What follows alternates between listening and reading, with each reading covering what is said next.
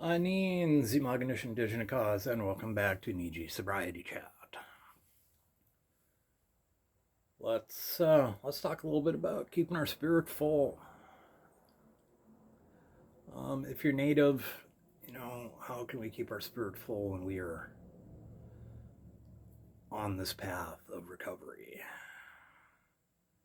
Well, we can keep like-minded people around us, which I do. Friday I got to go to a spring feast ceremony.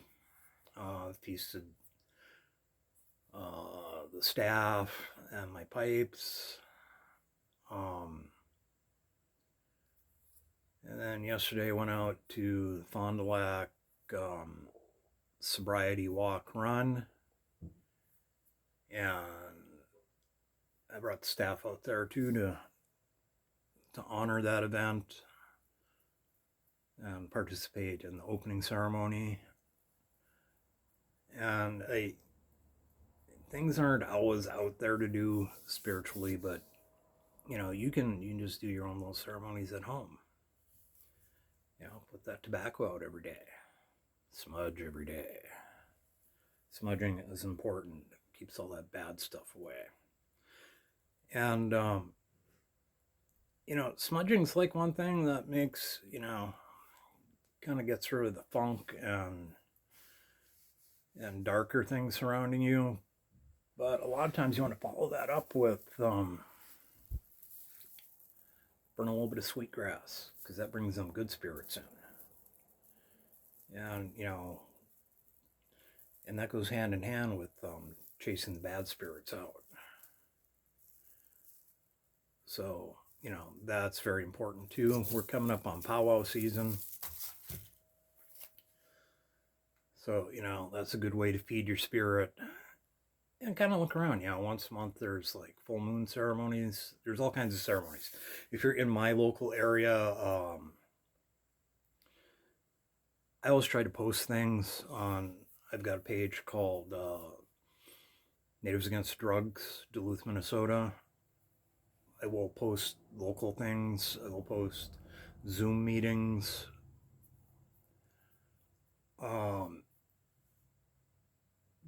And also check out the Fond du Lac Human Services page, because they post a lot of community events, sweats, co-ed sweats, and those are good things to participate in. There's other ceremonies that they do. There's pretty much something to do every week if you're in my area. So keep that in mind. Feed your spirit. Even if you can't get out, just do your little things at home. And what I've discovered is sometimes when you need a grieving ceremony, you can do that on your own. That takes 4 days. Now, what you can do is, there's 2 ways. There are 2 ways I'm going to tell you. One's safer and one involves fire. So either get yourself some rice paper or regular paper, and then you write down what you're grieving.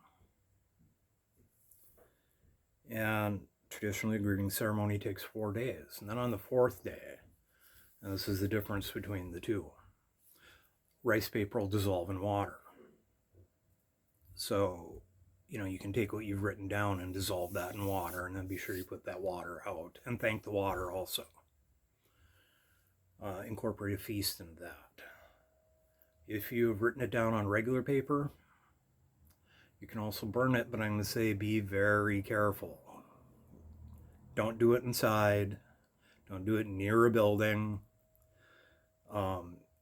Do it like in the middle of a parking lot, or, make sure it's not real windy, and burn that piece of paper. And, like with that, just, that helps. And, like I said, do a little feast with that. But it's important to keep, ceremony in our lives in some form. And I'm preaching here. Some days I'm not the best at it because we have busy lives and things get by us. But do the best you can. Creator knows when you're doing the best you can. He also knows when you're slacking. And when Creator knows you're doing the best you can, He will reward you sometimes. And hopefully you're in a good enough spot where you can see what these blessings and rewards are. They're not always monetary. It's probably not going to make you rich. But, you have to ask yourself some basic questions. Do you got food? Are you safe? Do you got a roof over your head? Do you have the support you need? Those are all blessings. Those are true blessings. I was homeless. I know how important a roof over my head is as, first and foremost. And I'm blessed enough right now where, my current job takes care of 95% of my needs as far as, the amount of money I'm making. Not rich by any means, but, life ain't about being rich. Don't be chasing money.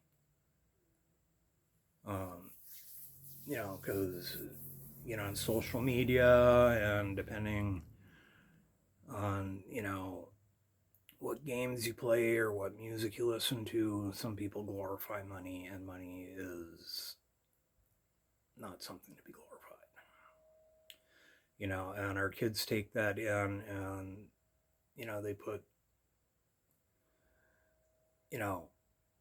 put some things on a pedestal that just don't matter. I see people that have a pair of tennis shoes for every day of the month, but they ain't got no place to stay. So, you need to have your priorities straight. I'm not getting down on footwear. I got quite a bit myself, but I usually don't get more than 1 or 2 pairs a year because that's all you really need. And I guess for now that's about all I gotta say. Take care of yourselves, check on the elders, bring some form of ceremony into your life as often as you can, and until next time, good woman.